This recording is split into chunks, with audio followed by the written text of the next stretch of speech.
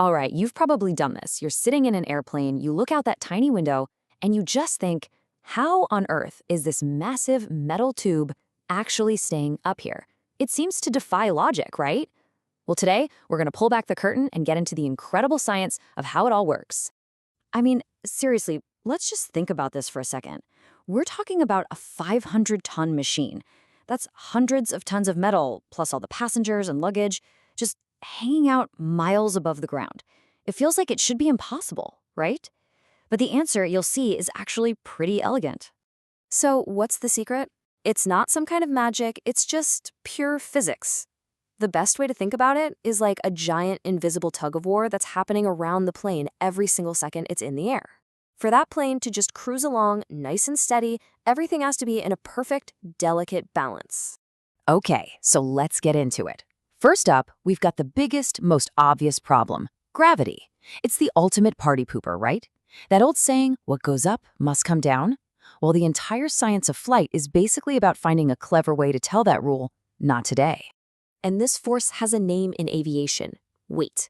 It's just gravity, relentlessly pulling on the entire plane. And I mean everything. The metal body, the wings, every passenger, every single suitcase in the hold. It's all being pulled straight down. So that's hurdle number one.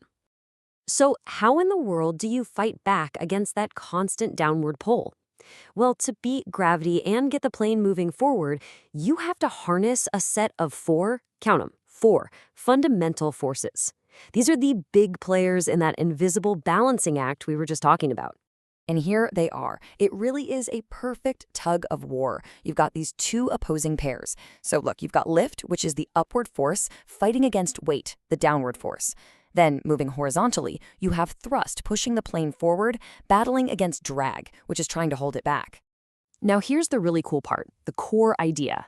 No net force. When the lift perfectly matches the weight and the thrust perfectly matches the drag, they all cancel each other out. Now that doesn't mean the plane just stops in midair. It means it keeps doing whatever it was already doing, cruising along at a steady speed at a steady altitude. It's a state of perfect equilibrium, even way up there. Okay, so that brings us to the million-dollar question, right? How does a plane create that absolutely massive upward force, the lift, to fight off all that weight? Well, the real magic, it's all in the wings. An airplane's secret weapon is really all about the unique shape of its wings. I mean, if you were to slice a wing open and look at it from the side, you'd see it's not flat at all. It has this very specific shape. It's called an airfoil with a curved top and a much flatter bottom. And that special shape, that's the key to the whole thing. So let's break down exactly how this shape works its magic. First, the wing itself is tilted up just a little bit, so it's physically pushing air down as it moves. Simple enough. But the real genius is that curved top.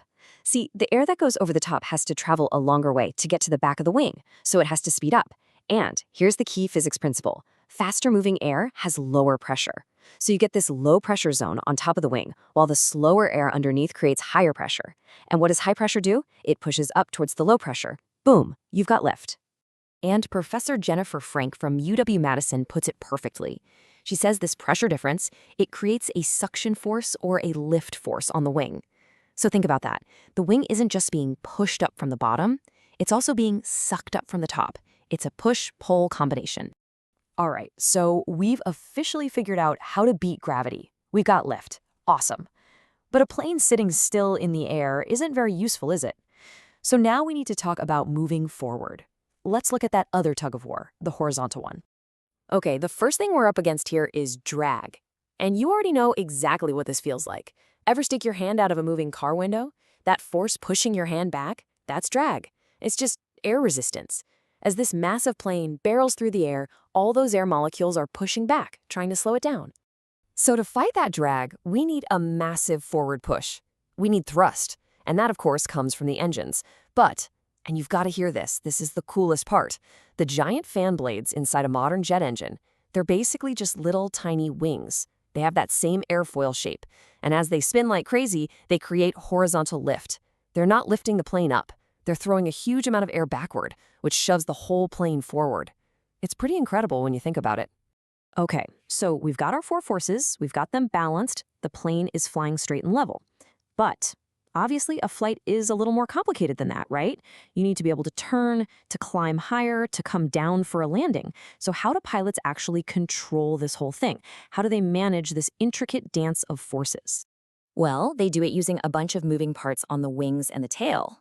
So if a pilot wants the nose to point up or down, that's called pitch, they use these things on the tail called elevators. If they want to bank the plane left or right, that's roll, they use the ailerons way out on the tips of the wings. And to nudge the nose left or right without rolling, a move called yaw, they use the rudder, which is that big fin on the tail. But that's not even the whole story. Pilots can actually change the shape of the main wings during flight. You've probably seen this during takeoff or landing.